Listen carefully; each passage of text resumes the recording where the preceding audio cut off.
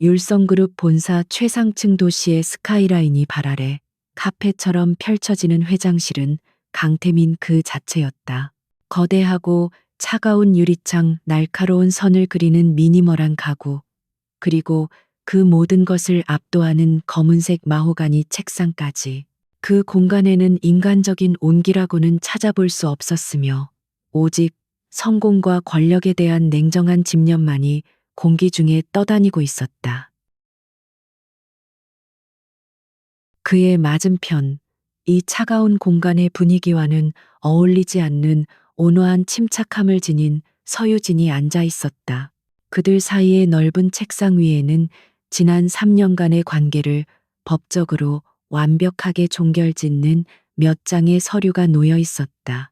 그것은 단순한 종이 뭉치가 아니라 한때 부부라 불렸던 두 사람의 시간을 담보로 한 거래의 마침표였다. 강태민은 최고급 만년필을 서류 쪽으로 밀며 입을 열었다. 그의 목소리는 언제나처럼 감정이 배제된 채 비즈니스 보고를 하듯 건조했다. 계약은 오늘부로 종료야. 여기 서명하면 모든 게 끝나. 약속했던 위자료는 이미 자네 변호사를 통해 전달했을 테니 확인해 보도록. 시장 가격보다 후하게 챙겨줬으니 불만은 없겠지. 그의 말에는 그녀가 보낸 3년에 대한 일말의 고마움이나 미안함 따위는 없었다. 오직 효율적인 거래의 마무리를 확인하는 절차만 있을 뿐이었다. 서유진은 아무 말 없이 펜을 들었다. 망설임 하나 없는 그녀의 손끝에서 사각거리는 소리가 유난히 크게 울렸다. 강태민은 그 소리를 들으며 미간을 아주 그는 최고급 가죽 의자에 몸을 기댄 채 그녀를 관찰했다. 눈물 원망 혹은 하다못해 작은 미련이라도 보이길 은근히 기대했다. 그것이 지난 3년간 자신의 시간과 돈을 투자한 것에 대한 최소한의 인간적인 반응이라고 생각했다. 하지만 서유진의 얼굴은 잔잔한 호수처럼 평온하기만 했다. 마지막 글자까지 또박또박 자신의 이름을 적어 넣은 그녀는 조용히 펜을 내려놓았다. 그리고는 처음으로 고개를 들어 강태민의 눈을 정확히 마주했다. 그녀의 눈빛은 흔들림이 없었고 오히려 그를 꿰뚫어 보는 듯한 깊이를 담고 있었다. 그 시선에 강태민은 자신도 모르게 마른 침을 삼켰다. 그동안 감사했습니다. 회장님. 덕분에 많은 것을 배우고 갑니다. 그녀의 목소리는 부드러웠지만 명확한 선을 긋고 있었다. 남편이 아닌 회장님이라는 호칭은 그들의 관계가 처음부터 끝까지 철저한 비즈니스였음을 상기시켰다. 그녀는 마치 성공적인 프로젝트를 마친 부하 직원이 상사에게 마지막 인사를 건네는 듯한 태도를 유지했다. 이 예상치 못한 반응에 강태민의 심기가 불편해졌다. 그는 항상 모든 상황을 통제하고 예측하는 데 익숙했다. 그러나 지금 서유진의 행동은 그의 어떤 계산에도 들어맞지 않았다. 그녀는 피해자도 버림받은 아내도 아니었다. 그저 계약 만료일을 맞이한 파트너 그 이상도 이하도 아닌 것처럼 보였다. 그는 턱을 까딱하며 오만한 어조로 물었다.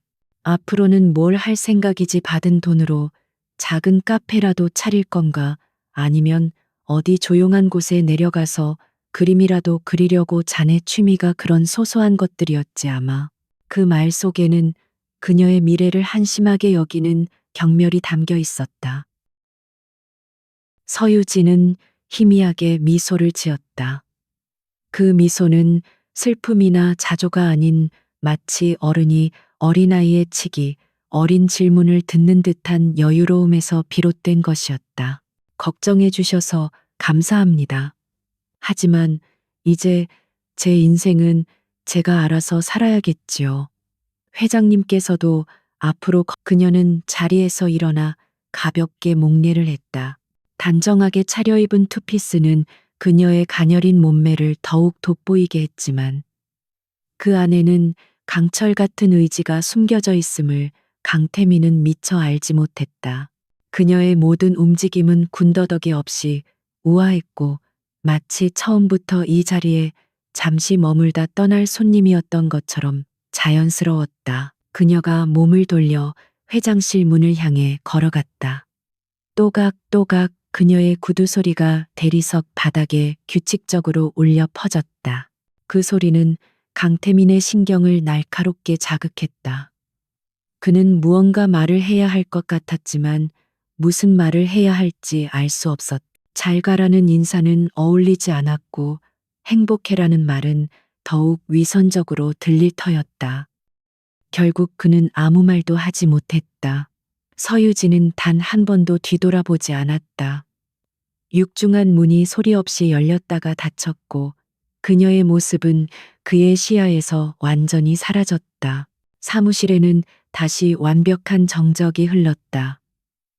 마치 지난 3년이라는 시간이 한바탕 꿈이었던 것처럼 그녀의 존재감은 흔적도 없이 증발해버렸다. 강태민은 한동안 닫힌 문을 멍하니 응시했다. 그는 서류에 남은 그녀의 단정하고 힘있는 서명을 내려다보았다. 이상하게 텅 빈 느낌이 가슴 한구석을 찔렀지만 그는 이내 그것을 지긋지긋한 의무감에서 벗어난 해방감이라 억지로 치부했다. 이제야 모든 것이 제자리로 돌아온 것이다. 완벽한 아내라는 장식품이 사라졌으니 그는 더욱 사업에만 몰두할. 그는 인터폰을 눌러 비서를 불렀다. 오후 스케줄 전부 취소해. 그리고 법무팀장에게 이혼 절차 마무리 보고하라고 전해. 그의 목소리는 평소보다 조금 더 낮고 거칠게 울렸다. 그는 창가로 다가가 도시를 내려다보았다. 수많은 빌딩들이 그의 발 아래 장난감처럼 펼쳐져 있었다. 그는 이 도시의 왕이었다. 여자 하나쯤 떠나간다고 해서 그의 왕국에 흠집이. 하지만 그 순간 그의 뇌리에는 마지막으로 보았던 서유진의 그 평온한 눈빛이 좀처럼 지워지지 않았다. 마치 폭풍전야의 고요함처럼 그 눈빛은 불길한 예감을 불러일으켰다. 그는 고개를 저으며 쓸데없는 감상을 떨쳐냈다. 서유진은 이제 그의 인생에서 완전히 삭제된 변수일 뿐이었다. 그는 그렇게 믿고 싶었다. 그날 밤 강태민은 홀로 남은 거대한 저택으로 돌아왔다. 언제나 완벽하게 정돈되어 있던 집은 여전히 그대로였지만 어딘지 모르게 생기가 사라진 느낌이었다. 식탁 위에는 그가 좋아하는 와인과 간단한 안주가 준비되어 있었지만 그것을 준비한 사람은 이제 없었다. 그는 술을 따르다 말고 잔을 내려놓았다. 집안을 가득 채운 침묵이 유난히 무겁게 느껴졌다. 그는 서재로 들어가 복잡한 서류들에 파고들었다. 일에 집중하면 잡념이 사라질 것이라 생각했다. 그러나 서류 속 빼곡한 숫자들과 그래프들은 눈에 들어오지 않았다. 대신 계약서에 서명하던 그녀의 흰 손, 흔들림 없던 목소리, 그리고 모든 것을 체념한 듯하면서도 무언가를 예고하는 듯했던 마지막 미소가 계속해서 젠장. 그는 신경질적으로 서류를 집어 던졌다. 고작 여자 하나 때문에 자신이 왜 이러는지 이해할 수 없었다. 그녀와의 결혼은 처음부터 철저한 계산하에 이루어졌다. 할아버지의 유언을 지키고 경쟁자들로부터 경영권을 안정적으로 방어하기 위한 방패막이가 필요했을 뿐이다. 서유진은 그 조건에 가장 잘 부합하는 여자였다. 조용하고 똑똑했지만 야망을 드러내지 않았으며 재벌가의 며느리로서 흠잡을 데 없는 역할을 완벽하게 수행했다. 지난 3년간 그녀는 그림자처럼 그의 곁을 지켰다. 공식 석상에서는 우아한 미소로 그의 위신을 세워주었고 집안에서는 그의 사소한 습관까지 파악하여 완벽한 환경을 제공했다. 그는 그녀의 그런 모습을 당연하게 여겼다. 그녀가 제공하는 모든 편의와 안정을 돈으로 산 서비스라고 생각했다. 그 이상도 이하도 아니었다. 하지만 그녀가 떠나고 나자 그가 당연하게 여겼던 모든 것들이 얼마나 세심한 노력과 지성의 산물이었는지 어렴풋이 느껴지기 시작했다. 그의 일정과 건강 상태에 맞춰 매일 달라지던 아침 식단, 중요한 프레젠테이션을 앞두고 그의 책상 위에 놓여있던 관련 분야의 최신 논문들, 그리고 복잡한 MA 계약서를 검토하다 막힐 때면 그녀가 무심코 던졌던 한두 마디의 핵심을 꿰뚫는 조언들까지 그는 그 모든 것을 자신의 능력과 비서진의 유능함 덕분이라고만 생각했다. 서유진이라는 변수는 그의 성공 방정식에 포함되어 있지 않았다. 그러나 이제와 돌이켜보니 그녀는 보이지 않는 곳에서 그의 제국을 떠받치는 수많은 기둥들 중 가장 단단한 하나였을지도 모른다는 생각이 들었다. 말도 안 돼. 그는 헛웃음을 터뜨렸다. 고작 경영학도 전공하지 않은 여자가 자신의 사업에 영향을 끼쳤을 리가 없었다. 그것은 그저 감상적인 착각일 뿐이었다. 그는 애써 그 생각들을 부정하며 냉장고에서 차가운 위스키를 꺼내 스트레이트로 들이켰다. 독한 알코올이 목을 태우고 내려갔지만 머릿속은 더욱 선명해질 뿐이었다. 그는 내일부터 서유진이 없는 삶에 완벽하게 적응할 것이라고 다짐했다. 그녀는 그저 그의 인생을 스쳐 지나간 수많은 거래 중 하나에 불과했다. 그리고 강태민은 끝난 거래에 미련을 두는 남자가 아니었다. 그는 다시 한번 자신을 그렇게 세뇌하며 텅 빈 저택의 어둠 속으로 가라앉았다. 그 어둠 속에서 새로운 폭풍이 조용히 잉태되고 있음을 전혀 알지 못한 채 서유진이 강태민의 삶에서 완전히 사라진 지 6개월이라는 시간이 하지만 아테나 인베스트먼트의 투자 방식은 더욱 미스터리한 것은 아테나를 이끄는 서 회장이라는 인물이었다. 성별도 나이도 학력이나 경력도 그 어떤 것도 외부에 알려진 바가 없었다. 오직 시장의 결과로 공개된 그녀의 완벽한 전략과 냉혹한 결단력만이 그녀의 존재를 어렴풋이 증명할 뿐이었다. 사람들은 그녀가 월스트리트에서 잔뼈가 굵은 전설적인 펀드 매니저일 것이라고 그 무렵 강태민은 아테나 인베스트먼트의 명성을 몇 차례 보고를 통해 들었지만 크게 신경 쓰지 않았다. 고작 신생 투자사 하나가 자신의 율성그룹에 위협이 될 것이라고는 상상조차 하지 않았다. 그의 관심은 오직 해외 시장 개척과 새로운 기술 개발에 쏠려 있었다. 그는 여전히 자신이 이 비정한 비즈니스 세계의 정점에 서 있다고 굳게 사건은 율성그룹의 핵심 계열사이자 캐시카우 역할을 하던 율성화학에서 터졌다. 평화롭던 주식시장에 갑자기 율성화학에 대한 부정적인 루머가 동시다발적으로 퍼지기 시작했다. 신기술 개발의 부작용 환경오염, 물질 불법 배출, 그리고 경영진의 비자금 조성 의혹까지 모든 루머는 매우 구체적이고 신빙성 있게 포장되어 있었다. 주가는 폭락하기 시작했다. 당황한 율성그룹 홍보팀이 해명 자료를 내놓았지만 이미 걷잡을 수 없이 퍼진 불길을 잡기에는 역부족이었다. 그리고 바로 그 혼란의 와중에 정체불명의 세력이 엄청난 자금을 동원해 율성화학의 주식을 헐값에 사들이기 시작했다. 그들은 마치 내부 정보를 손에 쥔 것처럼 율성의 가장 취약한 고리를 정확히 물고 늘어졌다.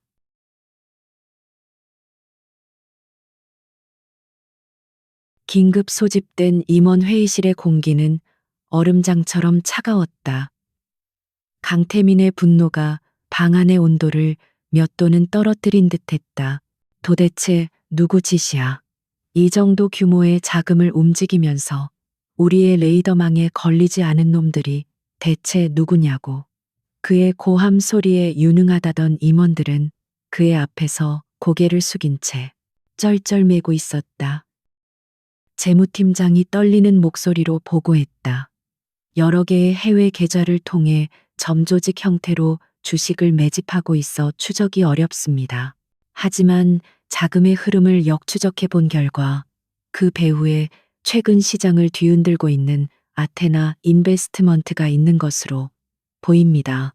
회장님.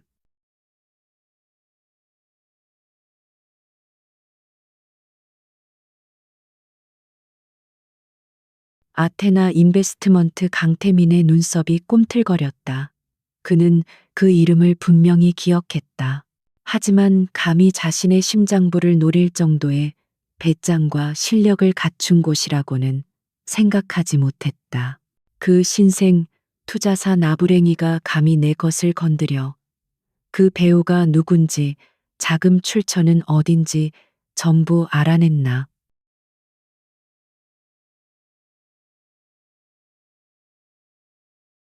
죄송합니다, 회장님. 앞서 말씀드렸듯 서 회장이라는 인물은 철저히 베일에 쌓여 있습니다. 저희가 가진 정보망으로는 아직 임원의 말이 채 끝나기도 전에 강태민은 책상을 주먹으로 내리쳤다.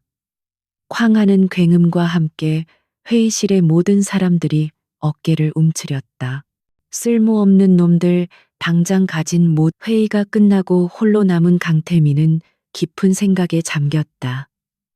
이번 공격은 단순한 기업 사냥꾼의 소행이라고 보기에는 너무나도 정교하고 악랄했다.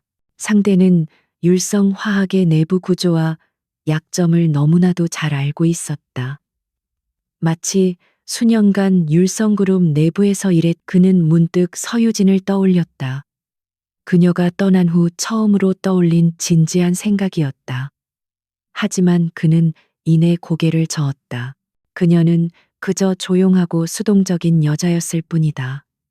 이런 거대한 금융전쟁을 기획하고 지휘할 만한 인물이 절대 아니었다.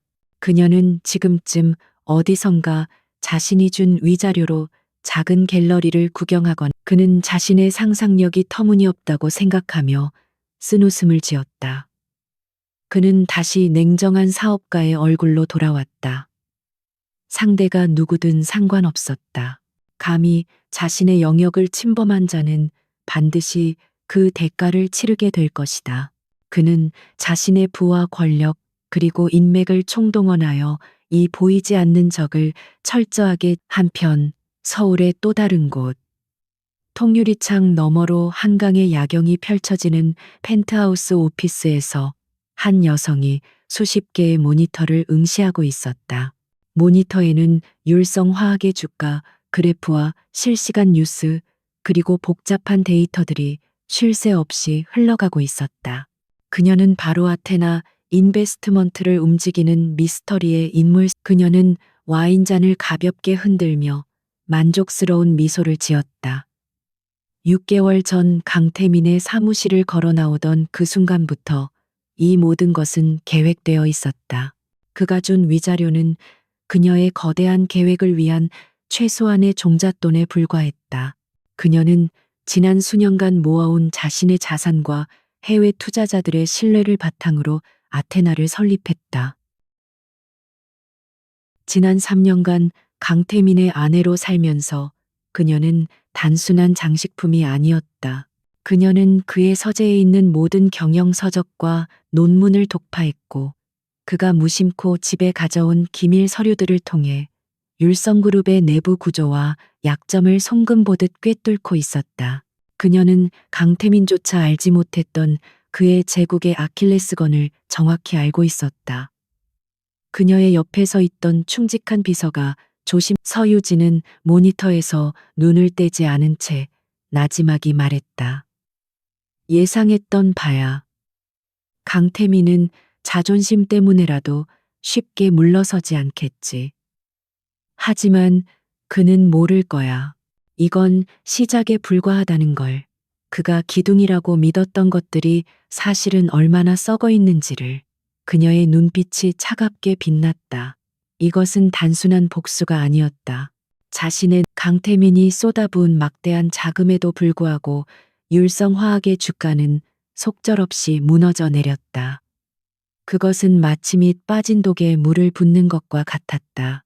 아테나 인베스트먼트는 율성의 방어 전략을 비웃기라도 하듯 자사주 매입으로 겨우 지탱하고 있는 주가를 더욱 교묘하고 예측 불가능한 방식으로 공격해왔다. 그들은 단순한 루머 살포를 넘어 법의 허점을 파고드는 소송을 제기하고 밤늦게 텅 빈 저택으로 돌아온 강태민은 지독한 피로감과 무력감에 휩싸였다. 그는 서재에 틀어박혀 수십 명의 전문가들이 달라붙어도 해결하지 못하는 문제를 혼자서 밤새도록 파고들었다. 하지만 머릿속은 복잡한 안개로 가득 찼고 아무리 들여다봐도 해결의 실마리는 보이지 않았다. 그의 제국에 처음으로 균열이 특히 그의 골치를 아프게 하는 것은 아테나 측이 제기한 해외 합작법인 관련 계약 무효 소송이었다. 그들은 계약서상에 아주 사소하고 애매모호한 문구 하나를 물고 늘어져 계약 전체의 정당성을 흔들고 있었다. 불가항력적인 시장 상황의 변화 발생 시 양측의 협의를 통해 계약 조건을 재조정할 수 있다. 바로 그 순간 그의 뇌리에 오래전의 기억 하나가 섬광처럼 스쳐 지나갔다. 2년 전 바로 이 서재에서 그는 똑같은 계약서를 검토하고 있었다. 그때 거실에서 조용히 그때 그는 코웃음 쳤다. 당신이 뭘 안다고. 이건 수십 년간 다듬어진 업계 표준 양식이야. 법무팀에서 다 검토한 내용이니 신경 쓰지 마. 그의 퉁명스러운 대답에 그녀는 더 이상 아무 말도 하지 않고 조용히 책으로 시선을 돌렸다. 그는 과거의 목소리가 현재의 위기와 정확하게 겹쳐지면서 그의 등줄기에 섬뜩한 소름이 돋았다. 우연일까? 아니, 이건 단순한 우연이 아니었다. 그는 다른 서류 뭉치를 뒤지기 시작했다. 이번에는 아테나가 율성의 우호 지분이던 한 중소기업을 단숨에 적대적 M.A.로 집어삼킨 사건이었다. 그는 그 기업의 대표와 오랜 시간 신뢰를 쌓아왔기에 배신감에 치를 떨어야 했다. 또다시 기억의 파편이 떠올랐다. 1년 전쯤 그때도 강태민은 마른 세수를 했다. 머리가 깨질 것 같았다. 그는 비틀거리며 일어나 위스키병을 집어들었다.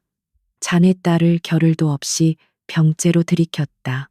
독한 술이 목을 타고 흘러내렸지만 혼란스러운 머릿속은 전혀 진정되지 않았다. 지난 3년간 그녀는 무엇을 보고 무슨 생각을 하며 자신의 곁에 있었던 것일까? 그는 그녀를 완벽하게 통제하고 소유했다고 생각했지만 어쩌면 자신이야말로 그녀의 손바닥 안에서 놀아나고 있었던 것은 아닐까. 텅 빈 저택의 공간들이 그를 비웃는 듯했다. 그녀의 손길이 닿았던 모든 곳, 그녀가 세심하게 고른 그림, 그녀가 가꾸던 작은 온실의 난초들까지. 그는 그 모든 것을 당연하게 여겼지만 이제 보니 그 공간들은 그녀의 지성과 안목으로 채워져 있었다. 그녀가 떠나자 집은 영혼 없는 껍데기만 남았고 그의 회사 역시 마찬가지였다. 그는 더 이상 이 불안감을 견딜 수 없었다. 이 모든 것이 끔찍한 우연의 일치인지 아니면 상상조차 하기 싫은 진실의 조각인지 확인해야만 했다. 그는 거칠게 인터폰을 집어들고 비서실장에게 연결했다. 한밤중이었지만 상관없었다. 김 비서, 당장 사람 시켜서 서유진 씨의 행방을 알아봐.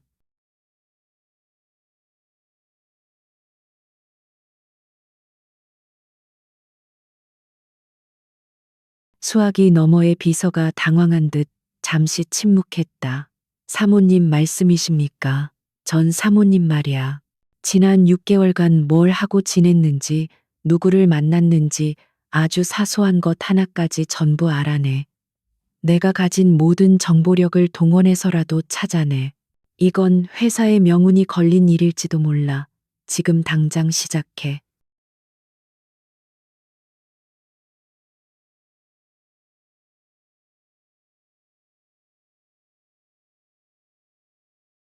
그의 목소리는 절박함으로 떨리고 있었다.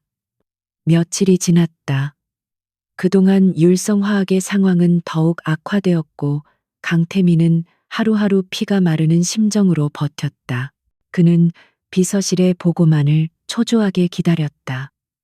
마침내 김 비서가 굳은 얼굴로 그의 사무실로 들어섰다. 찾아냈나 그의 질문에 출국 기록도 없고 새로운 신용카드 발급 내역이나 부동산 거래 내역도 없습니다. 심지어 통신 기록조차 찾을 수 없었습니다.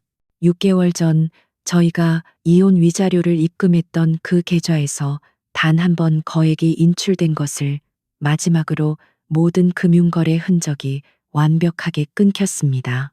강태민은 허탈하게 의자에 주저앉았다. 그녀가 사라졌다.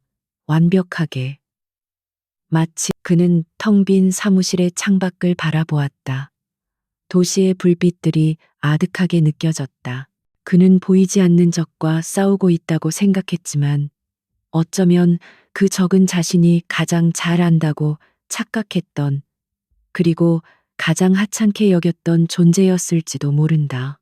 공허함 속에서 그녀의 목소리가 메아리처럼 울려 퍼지는 듯했다. 강태민의 인내심은 마침내 바닥을 드러냈다. 익명의 적에게 계속해서 끌려다니며 막대한 손실을 입는 상황을 더 이상 좌시할 수 없. 율성그룹의 막강한 정보력과 인맥을 총동원한 끝에 강태민은 마침내 아테나 인베스트먼트 측과의 공식적인 만남을 성사시켰다. 협상의 명분은 율성화학의 안정적인 경영권 유지를 위한 지분 매각 협상이었지만 그의 진짜 목적은 서 회장이라는 인물의 정체를 확인하고 그의 약점을 잡아 약속 장소는 서울 중심가에 위치한 최고급 호텔의 펜트하우스 스위트룸이었다. 강태민은 약속 시간보다 일부러 10분 늦게 도착했다. 상대의 길을 처음부터 꺾어 놓으려는 의도적인 행동이었다. 그는 자신의 등장을 더욱 극적으로 만들기 위해 복도에서 잠시 숨을 고르며 승자의 미소를 연습했다. 그는 이 자리에서 늦어서 미안하군. 율성그룹의 강태민입니다. 당신이 바로 아테나의 강태민이 오만한 목소리로 자기소개를 하며 그 인형을 향해 다가서는 순간 그 인형이 천천히 몸을 돌렸다. 그리고 강태민은 그 자리에 얼어붙고 말았다. 그의 세상이 통째로 멈추고 귓가에서는 이명이 윙윙거렸다. 그의 눈앞에 서 있는 사람은 월스트리트 출신의 백전노장도 거대 자본가의 대리인도 아니었다. 하지만 지금의 서유진은 그가 알던 서유진이 아니었다. 조용하고 순종적이던 모습은 온데간데 없었다. 그녀는 몸에 완벽하게 맞는 짙은 네이비색의 파워수트를 입고 있었고 길게 늘어뜨렸던 머리는 목선이 드러나도록 깔끔하게 올려 묶여 있었다. 화장기 없는 얼굴은 오히려 그녀의 지적인 아름다움과 냉철한 카리스마를 더욱 오랜만이네요. 강태민 회장님. 제 소개가 늦었군요. 제가 바로 당신이 그렇게 찾던 아테나 인베스트먼트의 대표 서유진입니다. 그녀의 목소리는 부드러웠지만 강철 같은 힘이 실려 있었다. 그 목소리는 강태민의 심장을 그대로 꿰뚫어 버리는 듯했다.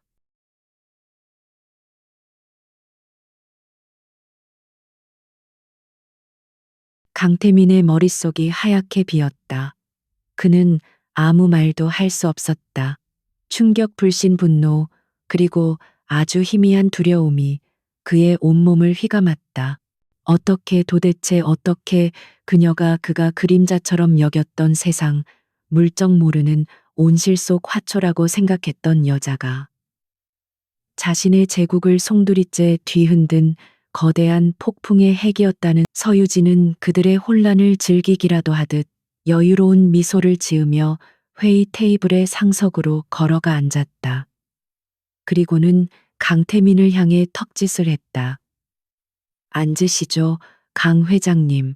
오늘 우리가 나눠야 할 이야기가 아주 많을 것 같군요. 물론 협상이라는 단어가 지금 이 상황. 그녀의 마지막 말은 강태민의 자존심을 정면으로 후려쳤다.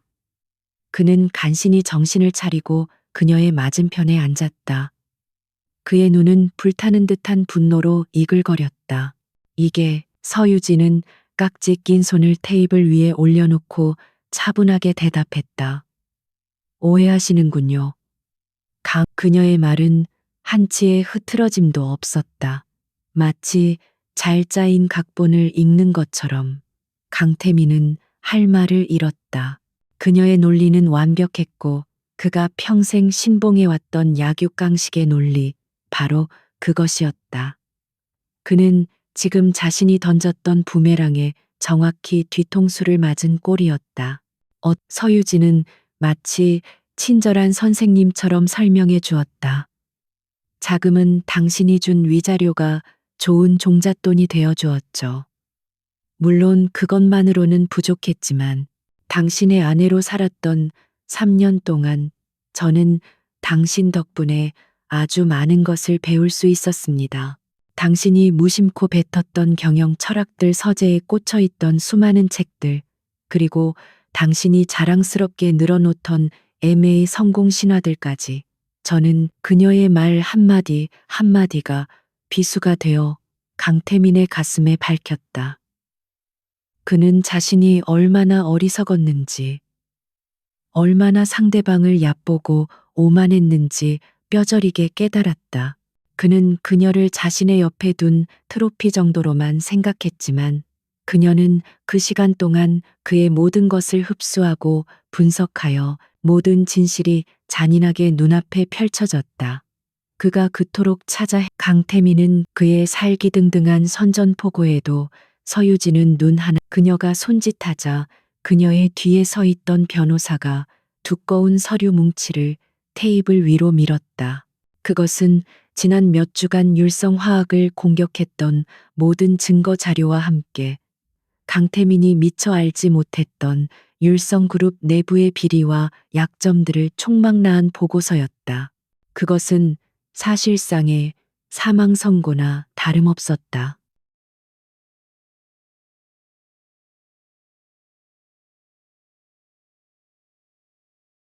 충격적인 대면 이후 호텔 스위트룸의 공기는 팽팽한 긴장감으로 가득 찼다. 강태민은 자신의 눈앞에 펼쳐진 현실을 부정하려는 듯 아무 말 없이 서유진이 내민 서류 뭉치를 응시하고 있었다. 그의 얼굴은 분노와 당혹감, 그리고 아주 깊은 굴욕감으로 붉게 물들어 있었다. 반면 서유진은 완벽한 포커 페이스를 유지한 채 마치 체스 마스터가 상대방의 다음 수를 기다리듯 여유롭게 그를 관찰했다. 진정한 전쟁은 바로 그 순간부터 시작되었다. 이전까지 아테나의 공격이 안개 속에서의 기습이었다면 이제는 모든 것이 드러난 전면전이었다. 이것은 더 이상 단순한 기업의 생존을 건 싸움이 아니었다.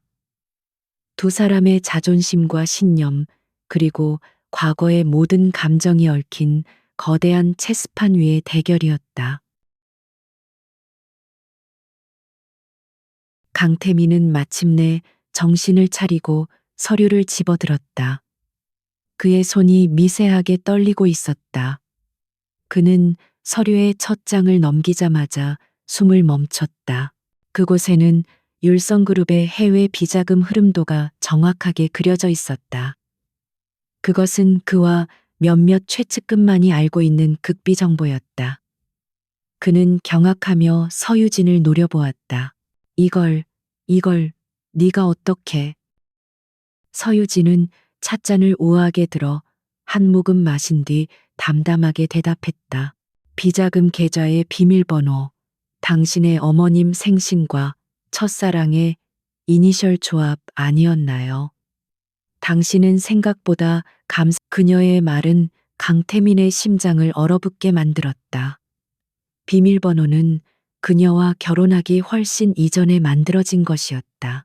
그녀가 그것을 알고 있다는 것은 지난 3년간 그가 무심코 뱉었던 말 한마디, 책상 위에 올려두었던 서류 한 장까지도 놓치지 않고 기억하고 분석했다는 의미였다. 그는 자신이 그때부터 회의실은 치열한 두뇌 싸움의 전쟁터로 변했다.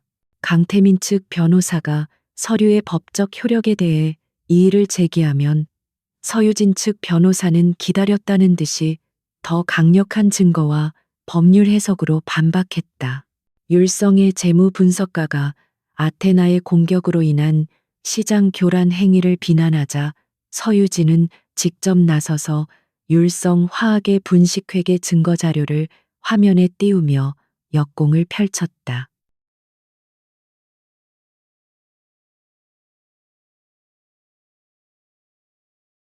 이 그래프를 보시죠. 지난 5년간 율성 화학의 영업이익률은 비정상적으로 안정적인 우상향 곡선을 그려왔습니다. 하지만 이것은 실제 성과가 아닌 재고, 자산을 과대평가하고 연구개발비를 자산으로 처리하는 교묘한 회계 조작의 결과물입니다. 시장을 교란하고 투자자를 기만한 것은 그녀의 논리정연하고 날카로운 설명에 율성 측 전문가들은 할 말을 잃었다. 그들은 자신들이 수개월간 파고들어도 찾아내지 못했던 율성의 치부를 그녀가 송금 보듯 꿰뚫고 있다는 사실에 경악했다. 강태민은 자신의 가장 유능한 부하들이 한낱 어린애처럼 그녀에게 농락당하는 모습을 속수무책으로 지켜봐야만 했다.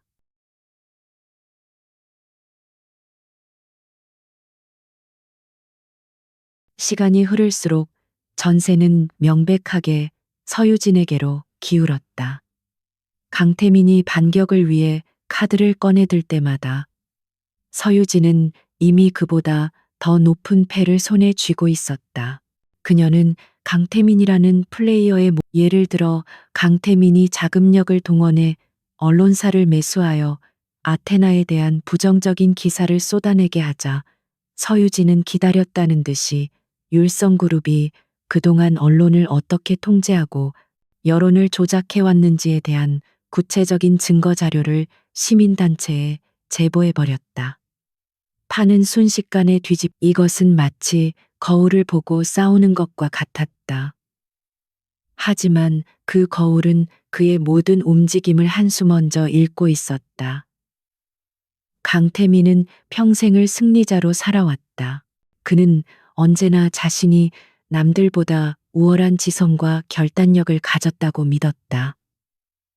하지만 서유진 앞에서 그의 모든 능력은 무용지물이었다. 회의가 끝날 무렵 강태민은 완전히 녹초가 되어 있었다.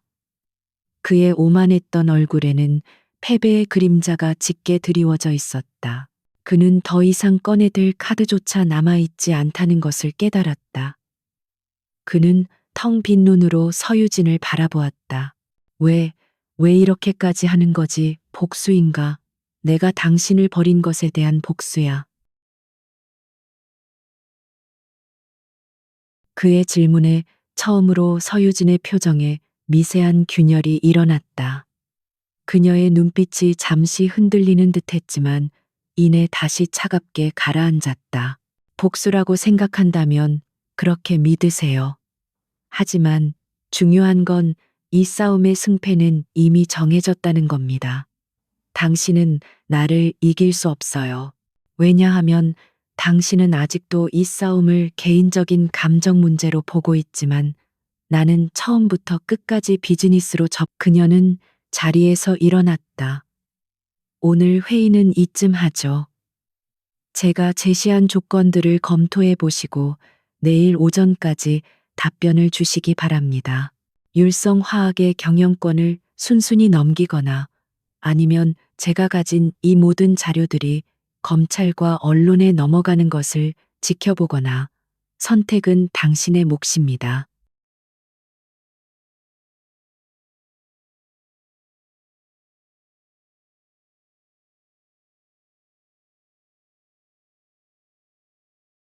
그녀는 마지막 말을 남기고 미련 없이 회의실을 떠났다. 그녀의 뒤를 따라 아테나의 직원들도 모두 퇴장했다. 텅 빈 회의실에는 강태민과 그의 참모들만이 참혹한 패배의 잔해 속에 남겨졌다. 강태민은 부서질듯이 의자를 움켜쥐었다. 손등에 핏줄이 선명하게 부풀어 올랐다. 그는 평생 단 한 번도 느껴보지 못했던 완벽한 패배감을 맛보고 있었다. 돈이나 권력을 잃는 것보다 더 끔찍한 것은 자신의 존재 자체가 부정당하는 느낌이었다. 서유진은 단순히 그의 회사를 빼앗으려는 것이 아니었다. 그녀는 그가 쌓아 올린 모든 것, 그의 성공 신화와 그의 자존심, 그가 믿어왔던 세상의 법칙까지 송두리째 무너뜨리고 있어. 서유진이 던진 최후통첩의 여파는 강태민의 예상을 훨씬 뛰어넘는 속도로 제국을 좀먹기 시작했다. 그는 분노와 굴욕감 속에서도 밤을 새워가며 반격의 기회를 모색했다. 어떻게든 시간을 벌고 그녀가 가진 패를 무력화시킬 다른 약점을 찾아내려 했다. 하지만 서유진 다음 날 아침 대한민국에서 가장 영향력 있는 일간지 일면에 대서특필이 실렸다. 율성그룹 K이사 수백억 원대 횡령 및 비자금 조성 혐의 포착. 기사에는 K이사가 관리하던 차명 계좌의 거래 내역과 비밀 장부의 일부가 적나라하게 공개되어 있었다.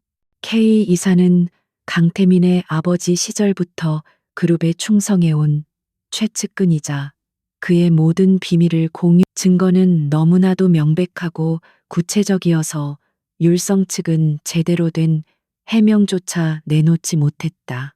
검찰은 즉시 수사에 착수했고 K 이사는 공항에서 해외로 도피하려다 긴급 체포되었다.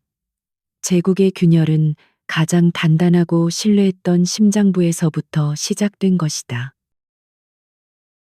K 이사의 구속은 단순한 개인의 비리로 끝나지 않았다.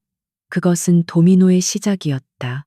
그와 연결되어 있던 정계의 오랜 후원자들은 기다렸다는 듯이 율성과의 관계를 전면 부정하고 나섰다. 은행들은 율성그룹의 신용등급을 재검토하겠다며 대출금의 조기 상환을 압박하기 시작했다. 이 사회는 공포와 혼란에 휩싸였고 강태민의 리더십에 공공연히 의문을 제기하는 목소리가 터져 나왔다. 강태민은 자신의 손발이 모두 묶인 채 평생을 바쳐 쌓아 올린 성이 무너져 내리는 것을 속수무책으로 지켜봐야만 했다. 그의 분노는 점차 다른 종류의 감정으로 변해갔다. 그것은 바로 그녀의 치밀하고 무자비한 전략에 대한 지독한 감탄, 그리고 자신의 어리석음에 대한 뼈저린 후회였다. 그는 이제야 똑똑히 깨달았다. 서유진은 단순히 그의 약점을 공격하는 것이 아니었다. 그녀는 율성그룹이라는 거대한 나무의 가장 썩어빠진 가지들부터 정확하게 잘라내고 있었다. 그녀의 모든 공격에는 부패한 재벌 개혁이라는 명분과 정당성이 있었고 대중과 여론은 점차 그녀의 편에 서기 시작했다. 그녀는 그를 사회적으로 밤늦게 홀로 사무실에 남은 강태민은 텅 빈 의자에 몸을 묻었다. 그는 처음으로 자신의 패배를 인정해야만 했다. 그는 서유진의 상대가 되지 못했다. 그녀는 그보다 훨씬 더 넓고 깊게 보고 있었다. 그는 단지 돈과 권력의 논리로 세상을 움직이려 했지만 그녀는 그의 머릿속에 또 다른 과거의 기억이 떠올랐다. 몇 해 전한 보육시설에 거액을 기부하는 자선 행사에서였다. 그는 오직 카메라 앞에서 관대한 기업가의 미소를 짓는 데에만 관심이 있었다. 하지만 서유진은 달랐다. 그녀는 행사 내내 아이들 한 명 한 명의 눈을 맞추며 그들의 상처와 꿈에 대한 이야기를 진심으로 들어주었다. 그는 그때 그녀의 모습을 하지만 이제와 돌이켜보니 그것이야말로 그녀의 진심이었음을 알 수 있었다. 그녀는 약한 자들의 아픔에 공감할 줄 아는 사람이었고 부당한 것에 분노할 줄 아는 사람이었다. 그녀는 지금 단순히 그의 회사를 빼앗으려는 것이 아니라 그녀만의 방식으로 썩어빠진 제국을 심판하고 정의를 실현하는 과정에 있었던 것이다. 그리고 그는 바로 그 정의의 반대편에 서 있는 탐욕스럽고 오만한 폭군에 불과했다. 자신이 얼마나 한심한 인간이었는지 깨닫는 순간 지독한 자기 혐오가 몰려왔다. 그는 그녀의 지성뿐만 아니라 그녀의 영혼의 깊이조차 알아보지 못했다. 그는 그녀를 그저 아름답고 순종적인 장식품으로만 취급했고 그녀가 가진 위대한 잠재력과 따뜻한 마음을 자신의 편협한 시선 속에 가두어 버렸다. 밤이 깊어졌다. 그는 책상 서랍 가장 깊숙한 곳에서 먼지가 쌓인 앨범 하나를 꺼냈다. 그 안에 있는 빛바랜 결혼 사진 속에서 서유진은 어색하지만 맑은 미소를 짓고 있었다. 그는 지난 3년간 단 한 번도 이 사진을 제대로 들여다본 적이 없었다. 그에게 결혼은 계약의 증표였고 그녀는 계약의 일부였을 뿐이니까. 하지만 지금 이 순간 사진 속 그녀의 미소는 그가 저지른 인생 최대의 실수를 증명하는 지울 수 없는 낙인처럼 보였다. 그는 그녀를 잃은 것이 아니었다. 애초에 가져본 적도 없었다. 그는 그녀의 껍데기 옆에서 3년을 보냈을 뿐 그녀의 진정한 가치를 단 한순간도 알아보지 못했다. 그리고 그 대가는 너무나도 참혹했다.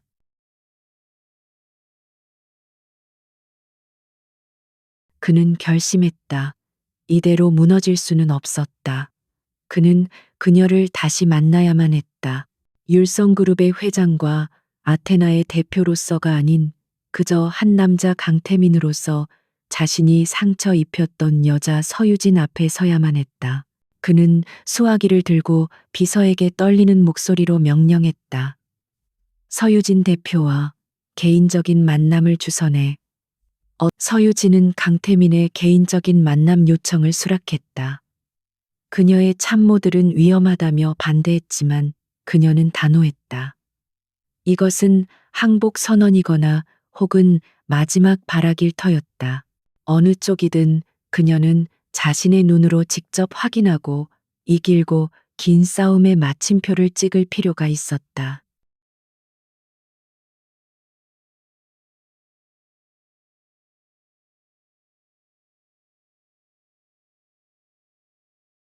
약속 장소는 그들이 3년 전 정략 결혼을 위해 처음 만났던 삼청동의 작은 갤러리였다.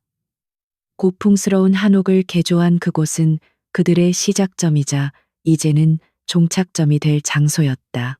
창밖에서는 약속이나 한 듯 장대비가 쏟아져 내리고 있었다. 굵은 빗줄기는 갤러리의 기와지붕을 때리며 처연한 소리를 냈다. 강태민은 먼저 도착해 있었다. 그는 며칠 사이에 수척해진 모습이었다. 언제나 완벽하게 넘겨 빗어 올렸던 머리는 비에 젖어 흐트러져 있었고 최고급 원단으로 만든 그의 수트는 구겨진 채 축축했다. 그는 그림 앞에 서서 캔버스를 응시하고 있었지만 그의 초점 없는 눈은 그림이 아닌 다른 무언가를 보고 있는 듯했다.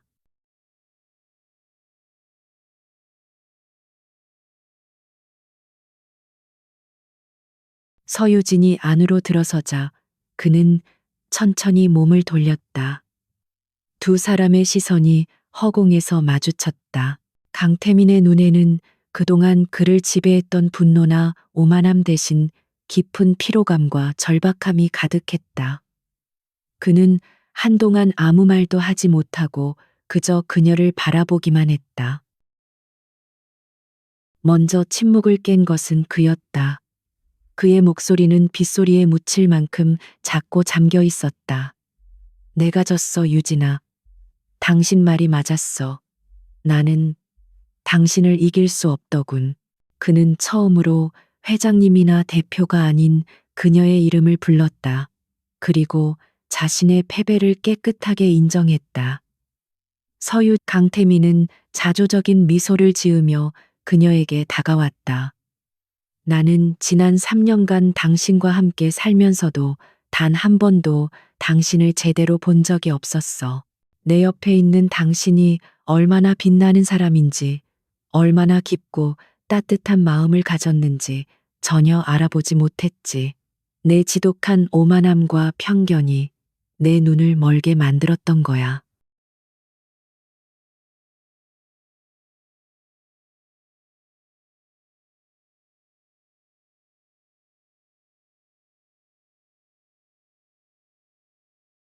그는 과거의 기억들을 하나씩 꺼내놓았다.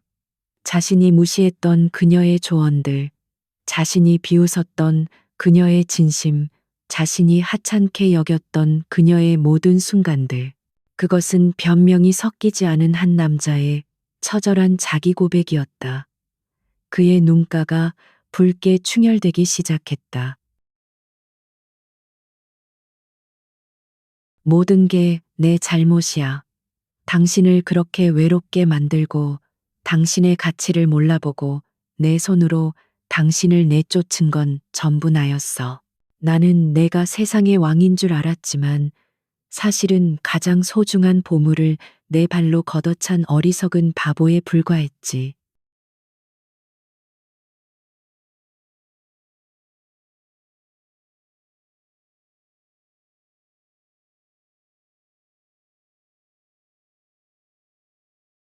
마침내 그는 그녀의 앞에 서서 고개를 숙였다.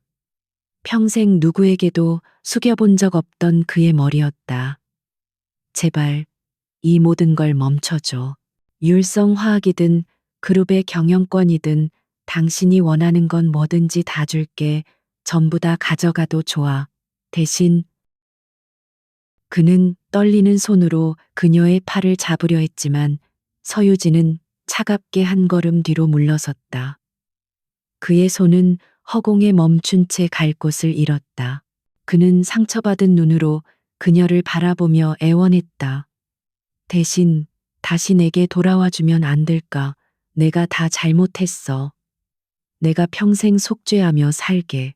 우리 처음부터 다시 시작할 수는 없는 건가? 그의 마지막 말은 빗소리와 함께 갤러리 안에 절박하게 울려 퍼졌다. 서유진은 한동안 아무 말 없이 그의 흔들리는 눈동자를 마주 보았다. 그녀의 마음속 깊은 곳에서 희미한 연민이 피어오르는 것을 느꼈지만 그녀는 고개를 저었다. 그녀의 눈빛은 그 어느 때보다 단호하고 후회하고 있다는 건 알겠어요. 강태민 씨. 그리고 그 후회가 진심이라는 것도. 하지만 당신은 아직도 이 문제의 본질을 착각하고 있군요. 그녀의 목소리는 낮고 조용했지만 그 어떤 고함보다도 날카롭게 그의 심장을 파고들었다.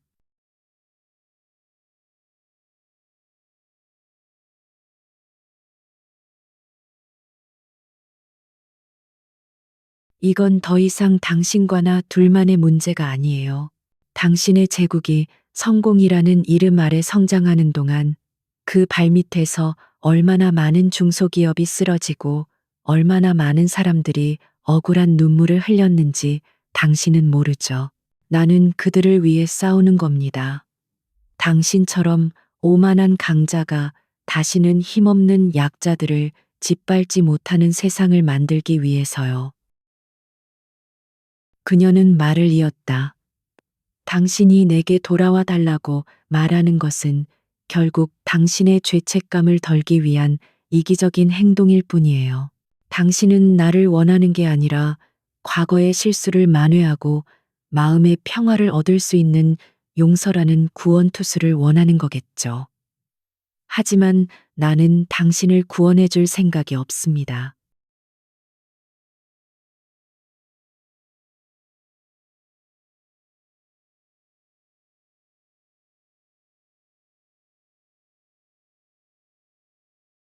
그녀의 말 한마디 한마디는 강태민의 마지막 희망을 산산조각 냈다.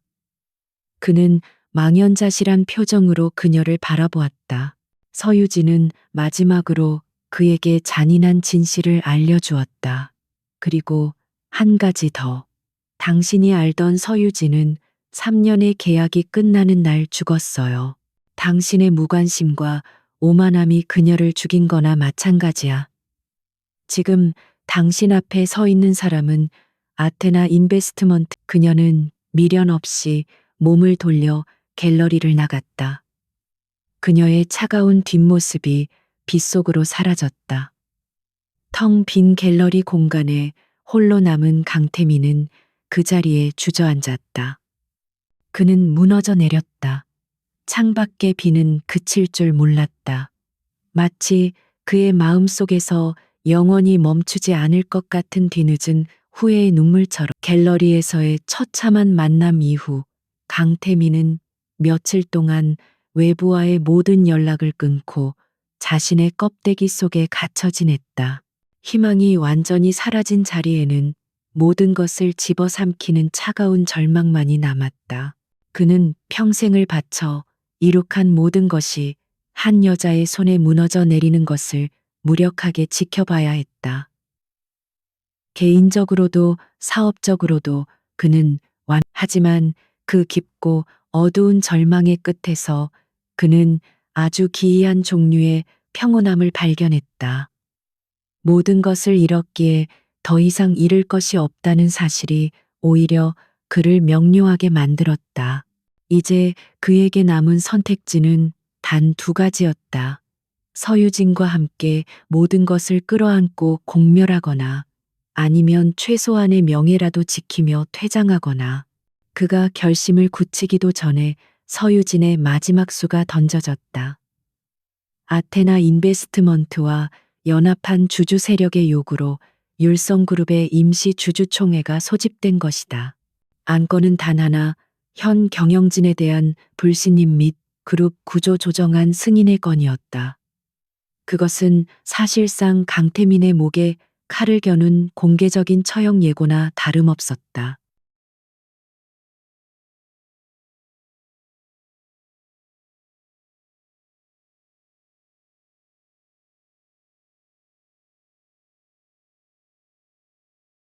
임시 주주총회가 열리는 대강당은 전쟁터를 방불케 했다. 수백 명의 주주들과 기자들, 그리고 율성그룹의 임직원들이 모여 숨을 죽이고 있었다. 강태민을 지지하는 측과 아테나가 이끄는 반대 측의 날, 선대립으로 공기는 금방이라도 폭발할 것처럼 팽팽했다. 강태민은 굳은 얼굴로 주주총회가 시작되고 마침내 서유진이 아테나 인베스트먼트의 대표 자격으로 단상에 올랐다. 그녀는 조금의 긴장감도 없이 차분하고 명료한 목소리로 율성그룹의 현 위기 상황을 조목조목 분석했다. 그리고는 율성을 살리기 위한 유일한 방법이라며 자신이 준비한 그룹 구조조정안을 발표했다. 그녀의 계획은 놀라울 정도로 치밀하고 합리적이었다. 부실 계열사를 과감히 정리하고 핵심 사업에 역량을 집중하며 투명한 지배 구조를 확립하는 것. 특히 그녀는 단 한 명의 직원도 구조조정의 이름으로 해고하지 않겠다고 약속하며 일반 직원들과 소액 주주들의 마음을 사로잡았다. 그녀의 발표가 끝나자 장내에서는 놀라움과 그리고 서유진은 마지막 카드를 꺼내 들었다.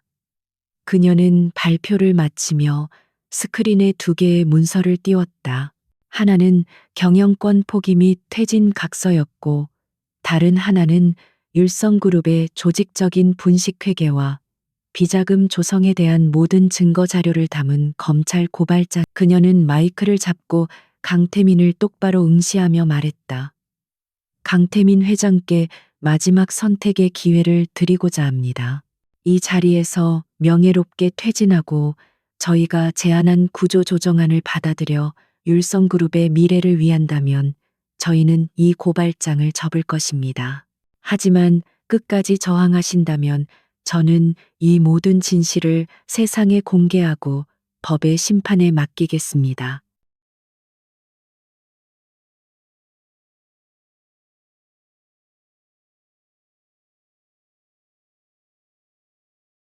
이것이 그녀의 체크메이트였다.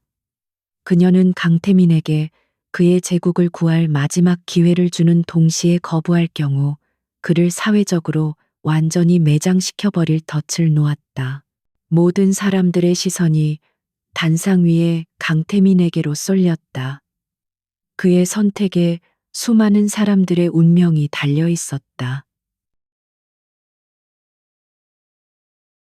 강태민은 입술을 깨물었다. 그의 머릿속에서 수만 가지 생각이 교차했다. 분노가 치밀어 올라 모든 것을 폭로하고 함께 죽는 길을 택하고 싶었다. 하지만 그의 뇌리에 아버지의 마지막 유언이 스쳐 지나갔다. 태미나 회사는 결코 내 개인의 것이 아니다. 수많은 그는 고개를 들어 서유진을 바라보았다. 그녀의 눈빛은 차가웠지만 그 안에는 일말의 경멸이나 조롱이 담겨 있지 않았다. 그저 자신의 원칙을 끝까지 밀고 나가는 한 사람의 단호한 의지만이 담겨 있을 뿐이었다. 그리고 그는 그 순간 깨달았다. 저는 오늘부로 율성그룹 회장직에서 물러나겠습니다. 그의 목소리는 의외로 차분하고 단단했다. 장내가 충격으로 술렁였다. 그리고 아테나 인베스트먼트가 제안한 구조조정안이 율성의 미래를 위한 최선의 선택이라고 믿습니다. 그는 단상을 향해 깊이 고개를 숙였다. 한 시대의 제왕이 무너지는 순간이었다. 하지만 그 모습은 비참하기보다는 오히려 숙연했다. 그는 마지막 순간에 자신의 자존심을 지키기 위해 모든 것을 파괴하는 대신 자신의 패배를 인정하고 제국의 미래를 선택하는 길을 택한 것이다. 그는 고개를 들지 않은 채 단상에서 내려왔다. 그는 서유진의 옆을 강태민은 혼자서 강당을 걸어 나왔다. 그의 퇴장과 함께 문 밖에서 기다리던 수많은 기자들의 카메라 플래시가 일제히 터졌다. 하지만 그는 아무것도 보이지도 들리지도 않았다. 회장 강태민의 시대는 끝났다. 그는 이제 아무것도 아닌 존재가 되었다. 하지만 아이러니하게도 강태민의 극적인 퇴진은 대한민국 재계에 거대한 지진을 일으켰다. 다음 날 모든 신문과 방송의 헤드라인은 황제 강태민의 몰락과 혜성처럼 나타난 구원투수 서유진 대표에 대한 기사로 도배되었다. 세상은 한순간에 권좌에서 내려온 그의 실패를 조롱하고 강태민은 세상으로부터 자신을 격리시켰다. 그는 한강이 내려다 보이는 그의 성공의 상징과도 같았던 초호화 펜트하우스를 처분하고 강남의 한적한 오피스텔로 거처를 옮겼다. 한때 세계를 지배했던 남자에게 남은 것은 끔찍한 침묵뿐입니다. 쉴 새 없이 울리던 전화기는 더 이상 울리지 않았고 빽빽했던 일정표는 텅 비어 그의 현재 서유진은 약속을 지켰다. 율성그룹 전체를 뿌리부터 뒤흔들 수 있었던 최악의 비자금 증거는 세상에 공개되지 않았다. 하지만 이미 드러난 K사의 횡령 사건에 대한 관리 감독의 책임을 피할 수는 없었다. 그는 참고인 신분으로 수차례 검찰 조사를 받아야 했고 그 과정에서 그의 자존심은 산산조각 났. 그의 제국은 그렇게 한 줌의 재로 변해갔다. 텅 빈 집안에서 그는 끝없이 과거를 복기했다. 술에 취해 비틀거리는 밤이면 그의 기억 속 서유진은 어김없이 찾아왔다. 하지만 이제 그의 기억 속 그녀는 더 이상 순종적이고 무능한 아내가 아니었다. 그녀는 그의 건강을 걱정해 묵묵히 맵고 짠 음식을 식단에서 빼주던 사람이었고, 삭막한 그의 서재에 유일하게 생기를 불어넣던 하얀 호접란 화분을 놓아두던 사람이었다.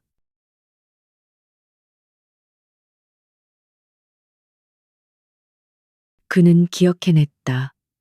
어느 늦은 밤 복잡한 계약서 때문에 골머리를 앓고 있을 때 그녀가 조용히 다가와 따뜻한 차 한 잔을 건네며 했던 말을, 너무 완벽하게 이기려고만 하면 정작 중요한 걸 놓칠 수도 있어요. 때로는 조금 양보하는 게 더 큰 것을 얻는 길일 때도 있죠.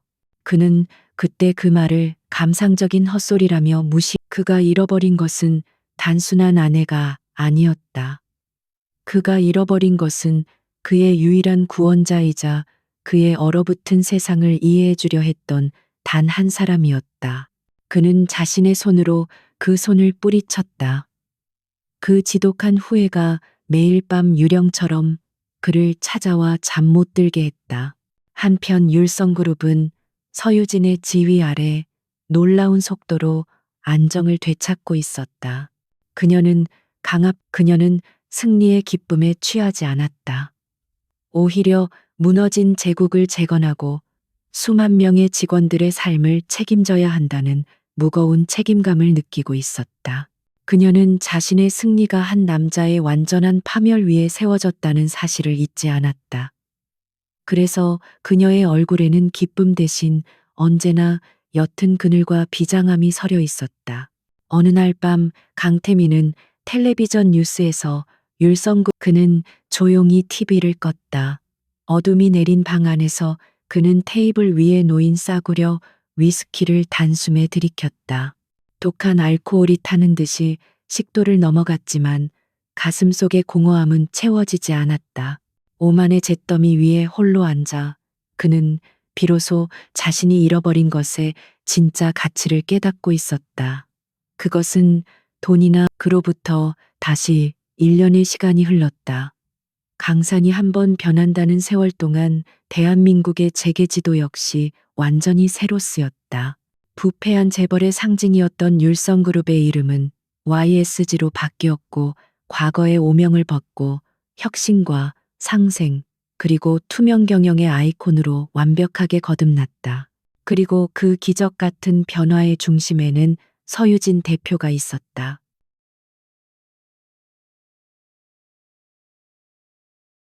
그녀는 더 이상 복수의 화신이나 미스터리한 기업 사냥꾼이 아니었다.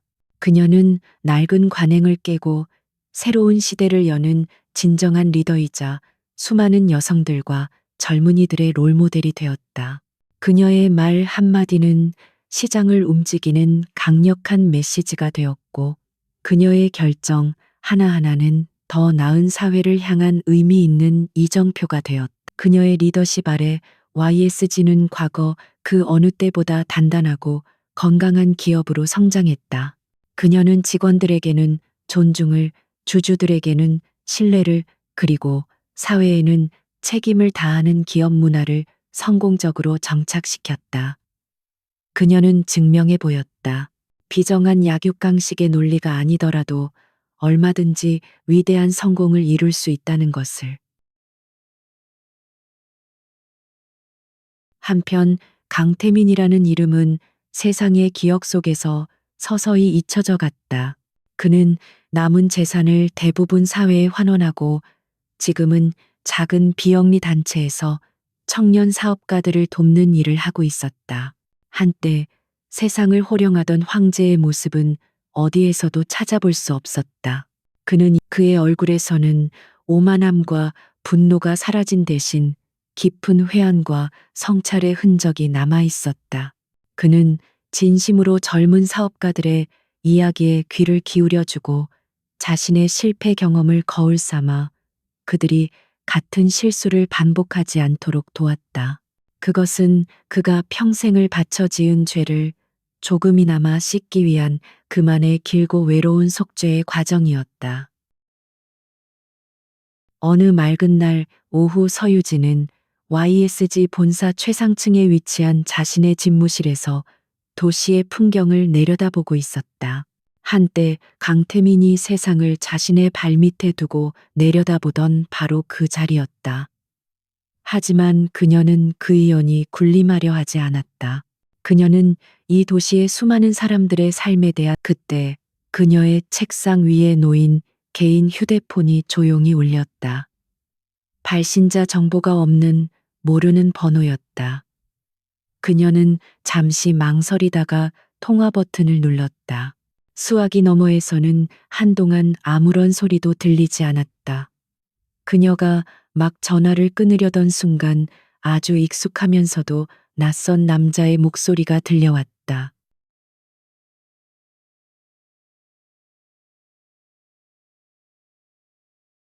나, 강태민이야.